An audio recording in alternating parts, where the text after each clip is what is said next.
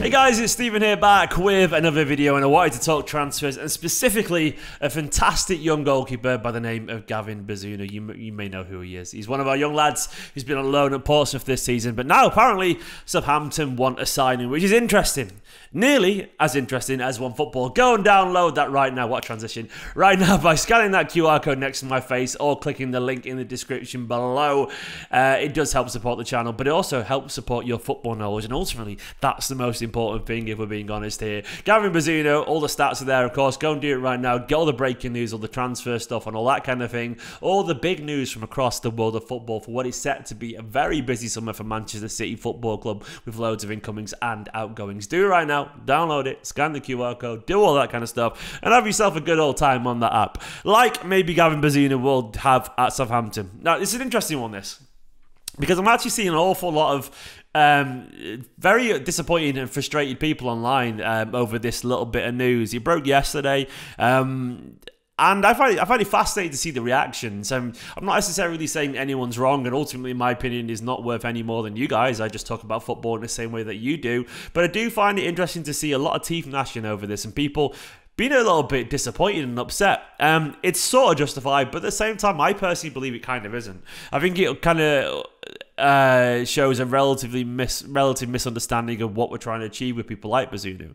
But anyway, I'll give you the background of this. Allegedly, Southampton are interested in a deal that would rise to around £10 million. They want to sign him. I mean, the history of him, he's now Ireland's #1. He's fantastic. He got in the League One Team of the Year at Portsmouth.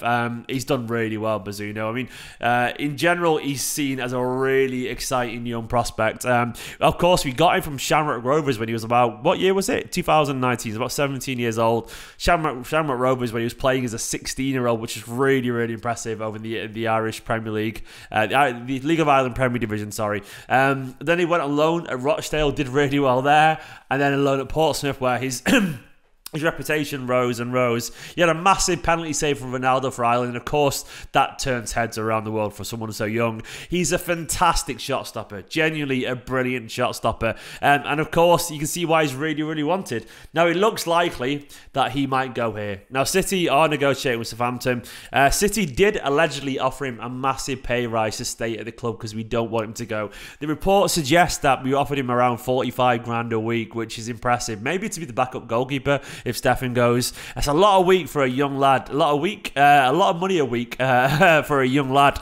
But we didn't want to sell him allegedly. But we are going to agree to it, according to reports, as long as there is a buyback option to potentially get him back if we do like his progress, which is really, really interesting. So we got that safety net, essentially, of a buyback clause, which, you know, I understand why we do this. I mean, it's really interesting to see. I understand him from his perception. Now, apparently he wants to go now because he wants to be a Premier League #1. And he's probably going to get it. Southampton, I mean, Angus Gunn is a guy I rated at one point, but it's not happening for him at Southampton at all. He was the under-21s goalkeeper first choice for England. McCarthy's, you know, he's all right. He's got a very good chance of being the #1 at Southampton. And to be honest, I think he'll take it. I think he'll get it. He's a fantastic shot stopper. What do we know about his playing style? Yeah, just ridiculously cat-like. Honestly, his reflexes, shot stopping, it's really good. And I know some people are looking at me going, it's probably better than Ederson's. It might be. It might be. I can't answer that question. It possibly is, actually. He's a fantastically gifted shot stopper. I mean, and that is really impressive for a goalkeeper. Of course it is. But, and there's always a big but, you know, footballers sort of moved on from the idea of a goalkeeper just being a good shot stopper. It absolutely matters. Of course it does. I mean, I think we'd all probably agree Ederson's main strength isn't shot stopping. I don't think he's as bad as people make him out to be. I don't think he is. I think he had a poor season, but ultimately I think he's more than good enough at it. More than good enough at it. But I think it's fair to say this season he's probably been a little bit iffy here and there. And people, of course, then are craving a shot stopper, and I get that. But Ederson's main strength is his passing. And his course is, you look at the pass map that came out the other day, I'm not sure if you saw it on Twitter, but that pass map that Manchester City have, it works because of Ederson. It works because of the way that we play.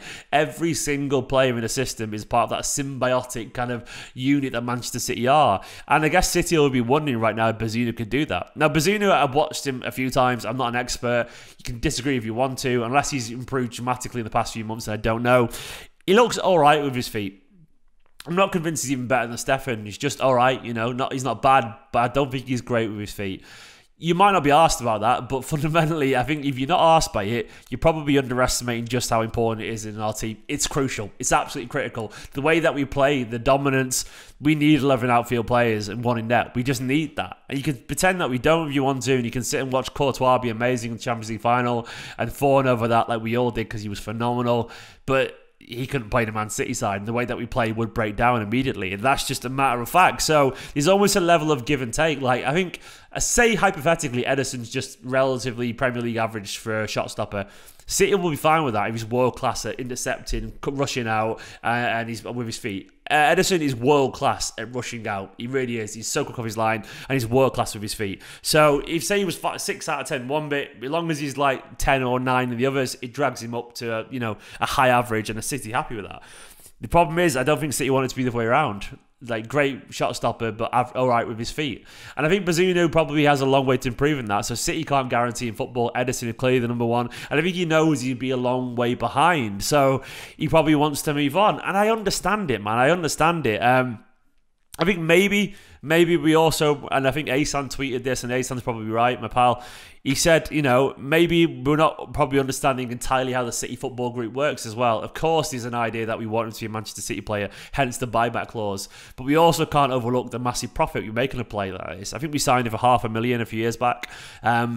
And as 𝐿𝐴𝐻𝐻 said, we're going to get around 10 million for him now. That's a massive profit of a very small period of time. And what that does, of course, is allows us to get people like Haaland and the others that we're linked to, like 𝐿𝐴𝐻𝐻 and Alvarez and all that kind of stuff. It allows us to do that. And it allows us to invest in more players that we then will sell for a massive profit. And even though it may sound really cold that they're just a cog in the bigger machine that is the CFG, it's sort of true, and it's just part of the game, and it's how we afford Haaland and people like that. So you have to accept that. I'm disappointed to see him go, but I honestly don't think he's good enough to be a Manchester City keeper. Good enough to be a Premier League keeper, but right now to be the ball-playing goalkeeper. And I know you could probably go already going, yeah, but he's not. He's great at shot stopper. You're right, but if you want to go out the other way, we have to be in fully. If we can find, if he was as good as Ederson as with his feet, he'd probably be #1 right now. And it's probably true, because you'd have Ederson's, ball playing ability and his shot stopping as well, better shot stopping maybe,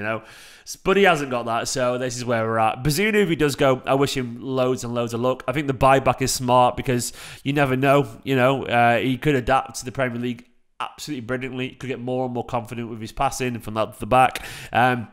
And I'm glad we have that buyback. Apparently be relatively high in the way that I think Chelsea had like 40 million buyback with Livramento, who of course they sold Southampton to.